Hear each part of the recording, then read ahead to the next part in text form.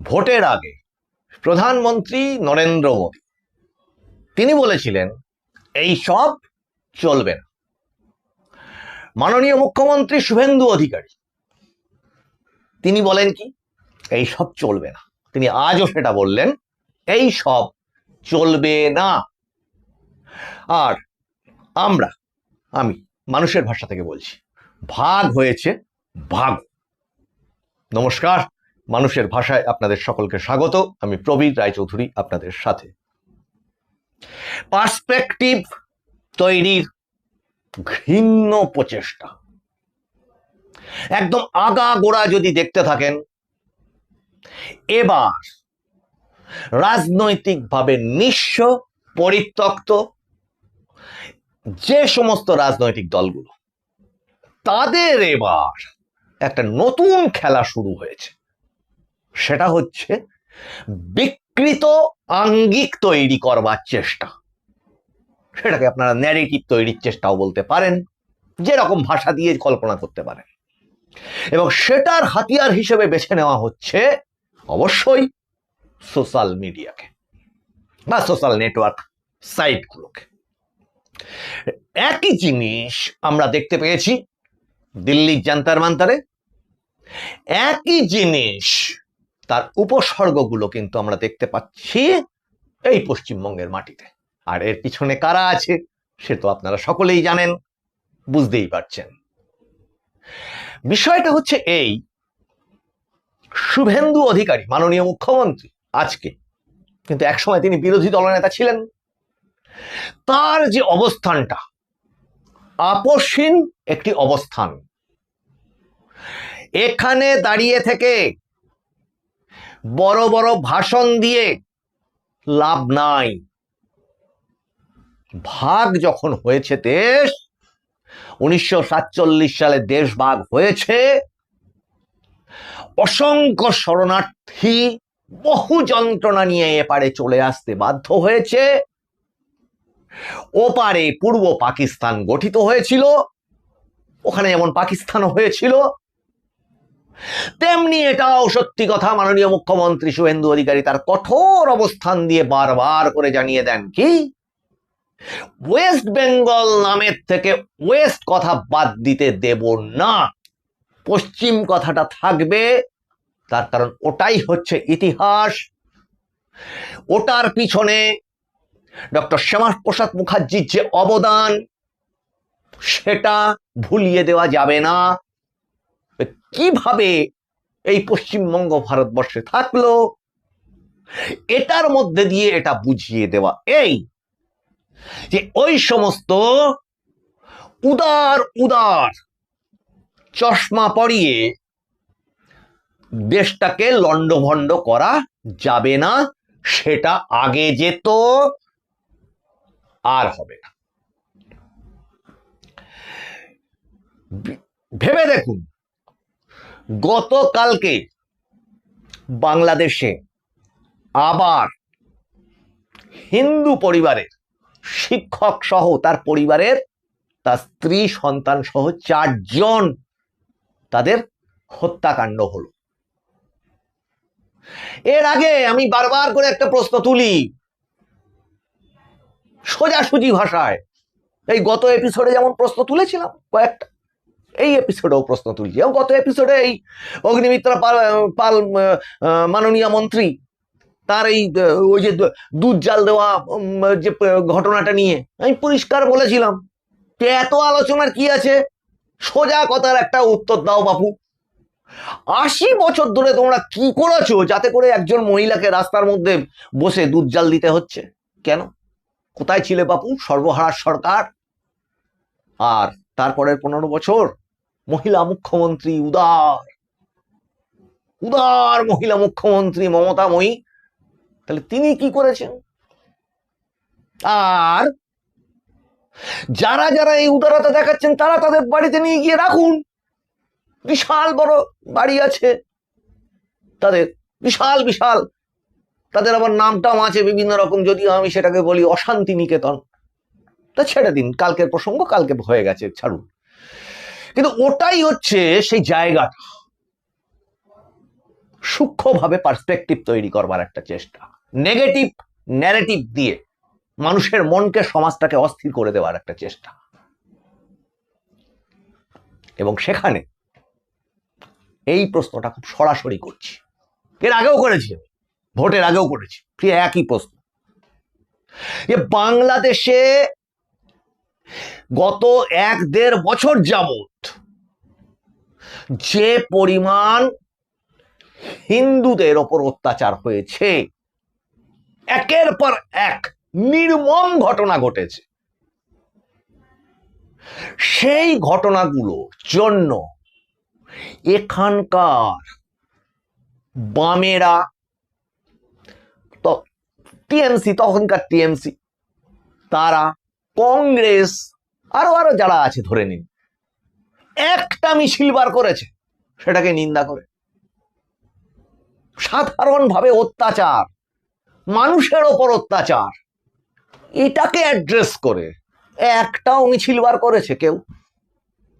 তেমনি আমি একদম উদার ভাবে, খোলা মন নিয়ে এই প্রশ্নও করেছি যে এটাও তো ঘটনা যে ওই যারা বলে কি হুমায়ুন কবিরের দল, নামটা কি, জনতা উন্নয়ন পার্টি তৈরি হয়েছিল, তিনি আবার বলেছিলেন তিনি মোল্লাদের নেতা। তেমনি এটা তো অস্বীকার করবার কোনো জায়গা নেই যে এটা, কিন্তু আমি কোনো সাম্প্রদায়িক কারণে বলছি না, কিন্তু বাস্তবটা তো এটাও। ওখানে মারা যাচ্ছে কারা, কাদের জন্যই এই কথাটা উচ্চারণ করছি, যে ওখানে কাদের ওপর এই নির্মম অত্যাচারগুলো হচ্ছে? হিন্দুদের ওপর হচ্ছে বাংলাদেশে, একের পর এক। এই গতকালকেও যেটা হলো সেটাকে যদি যোগ করা হয়, ভাবুন কি ভয়ঙ্কর ব্যাপার। ভেবেছিলাম তার কিছু ভিডিও এখানে শো করব, কিন্তু সেটা মানে এতটাই মর্মন্তুদ যে সে থেকে বিরত হলাম। কিন্তু এটাও তো ঘটনা, ওয়াকআপ অ্যামেন্ডমেন্ট বিলের বিরুদ্ধে হোক, সিএএ কে এনআরসি হিসেবে প্রচার করে ভুল পার্সপেক্টিভ তৈরি করবার যে ফল পশ্চিমবঙ্গের মানুষ পেয়েছে, সেটা তো একটা ঘটনা। কিন্তু এইগুলোতে, বিশেষত এই দুটো, যদি আন্দোলনের কথা বলেন বা অরাজকতার কথা বলেন, যাই কিছু বলুন না কেন, যদি মানে বোঝানো হয়েছিল কিন্তু ভুল, এটা মানতে হবে। তার কারণ পরে দেখা গেল যে পুরো ঘটনাটাই আলাদা। সিএটা হচ্ছে নাগরিকত্ব দেওয়ার জন্য, হিন্দু শরণার্থীদের নাগরিকত্ব দেওয়ার আইন ওটা। আর ওয়াকআপ অ্যামেন্ডমেন্ট বিল নিয়ে মমতা বন্দ্যোপাধ্যায়ের মিথ্যাচার যখন প্রকাশ হয়ে গেল, সেটা ভেবেছিলাম ভোটের বাক্সে বোধহয় তার একটা প্রতিফলন দেখা যাবে, যদিও তা হয়নি, তাও হয়নি। কিন্তু এই আন্দোলনগুলোতে যে সংখ্যালঘুরা একত্রিতভাবে রাস্তায় নেমে পড়েন,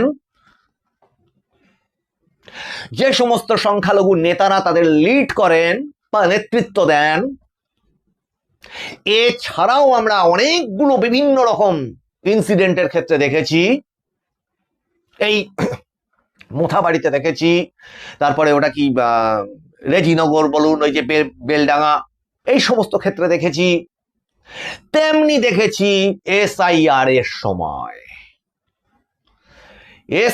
এর সময় জুডিশিয়াল অফিসারদের ঘিরে ধরে ঘেরাও করে রেখে যে কাণ্ডটা সারা রাত জুড়ে হলো, সেখানে সংখ্যালঘু নেতৃত্ব, সংখ্যালঘু সম্প্রদায়ের উপস্থিতি অত্যন্ত লক্ষণীয় সেই মুভমেন্টগুলোতে।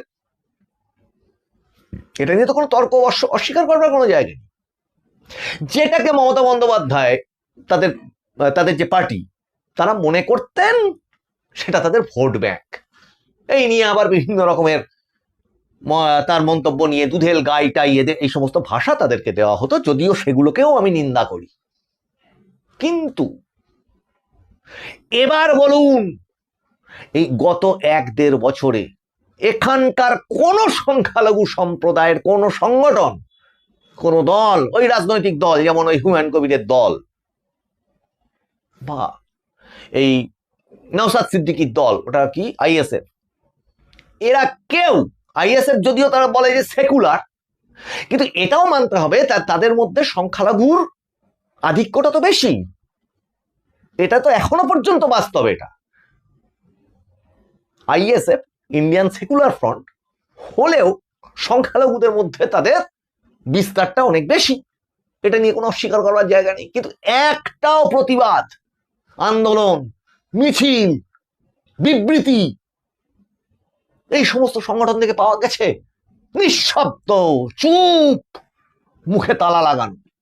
তেমনি এই যারা নিজেদেরকে সেকুলার বলে, সেই সেকুলারদের মুখ থেকেও কি একটা কোনো প্রতিবাদ বেরিয়েছে বাংলাদেশের ওই ধরনের ঘটনাগুলো নিয়ে? এই দীপু দাস, তারপরে এই গতকালকের যে ঘটনা, এই সমস্ত নিয়ে একটাও বেরিয়েছে? বেরোয়নি, আপনারা দেখতে পান না।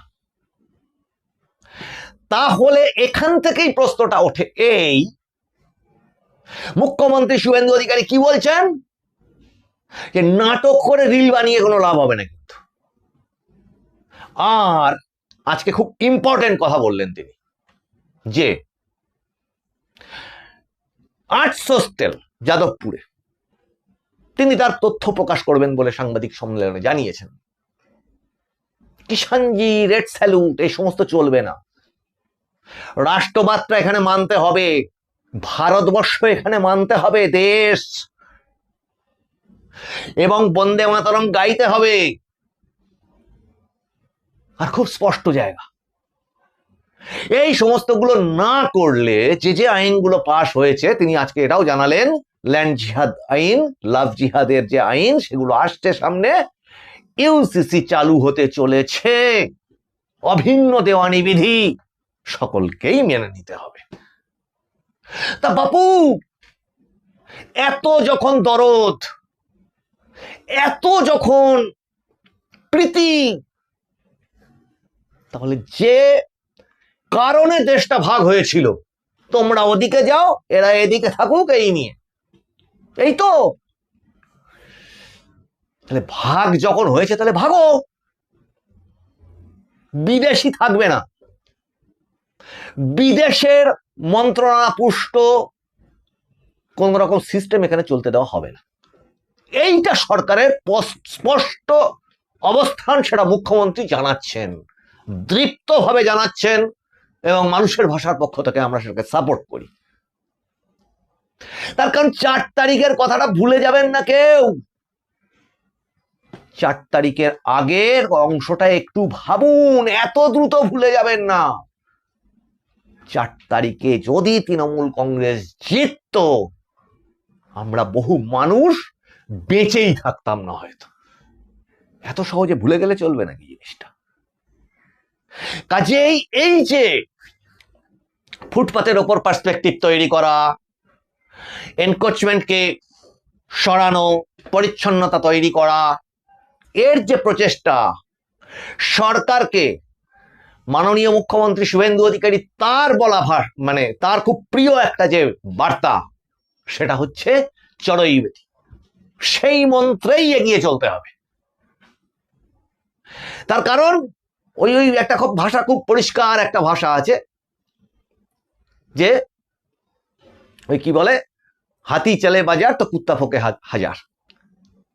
এটা চলবে, এদের এই চিৎকার চেঁচামেচি এইগুলো চলবে, এবং কঠোর হস্তে বন্ধ করতে হবে এগুলোকে। সেইটাকে নিয়ে আবার একটা অ্যাপোলোজাইজ মেন্টালিটি, এটা রাখা যাবে না, সোজাসুজি যাবে না।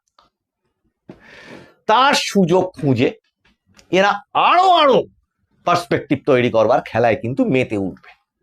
আপোষহীনভাবে এদেরকে দমন করতে হবে। বিদেশি কোন রকম প্ররোচনা, ষড়যন্ত্র মূলোচ্ছেদ করে ফেলতে হবে। আর তার মন্ত্রণাদাতাদের অনেক বাইরে রাখা হয়েছে, এবার সঠিক ট্রায়ালের মধ্যে এনে তাদেরকে ঠিক ঠিক জায়গাগুলোতে পৌঁছে দেওয়াটাও খুব জরুরি। যে সমস্ত এই মাননীয় মন্ত্রী, গতকালকেও বলেছিলাম, পৌরমন্ত্রী অগ্নিমিত্রা পাল, তিনি বলেছেন এই কথা, যে সমস্ত বেআইনি বিল্ডিং গুলো, সেখানে বুলডোজার যদি পাঠানো হয়, সেটা নিয়েও চিৎকার চেঁচামেচি শুরু হয়ে যাবে। আমি বলেছি, হ্যাঁ, এরা চিৎকার চেঁচামেচি সবকিছুতেই করবে, কিন্তু আজকে এই মুখ্যমন্ত্রীর যে অবস্থান, আজকের যে অবস্থান, এই অবস্থানটাতেই এগিয়ে যেতে হবে। যে যে পরিকল্পনাগুলো আছে সেই পরিকল্পনাগুলোকে স্মরণ করিয়ে দিতে হবে। সেই সঙ্গে স্মরণ করিয়ে দিই সকলকে যে মাননীয় মুখ্যমন্ত্রী এটাও জানিয়ে দিলেন, গুন্ডা দমন আইন তার যে রুল সেটা প্রকাশ হয়ে গেল, মানে আইনটি এবার বলবৎ হলো। আমরা তাকিয়ে থাকবো সরকারের দিকে অত্যন্ত আশা নিয়ে। আপোষহীনভাবে এই জঞ্জাল পরিষ্কার হবে এবং যে রাষ্ট্রবাদকে মাথায় নিয়ে মানুষ ভোটদান করেছে, এই সরকারকে নিয়ে এসেছে, তাদের মুখে অবশ্যই সেই হাসি ফুটবে। আপনাদের চ্যানেলটিকে ভালো লাগলে আপনারা সাবস্ক্রাইব করুন, লাইক করুন, শেয়ার করুন, আপনারা হাত খুলে কমেন্ট লিখুন এবং নোটিফিকেশন অবশ্যই অন রাখবেন। আপনাদের সঙ্গে আবার দেখা হবে সামনের এপিসোডে। আপনারা নজর রাখুন মানুষের ভাষার পর্দায়, কারণ মানুষের ভাষা সবার মনের কথা বলে। বন্দে মাতরম, জয় হিন্দ, নমস্কার।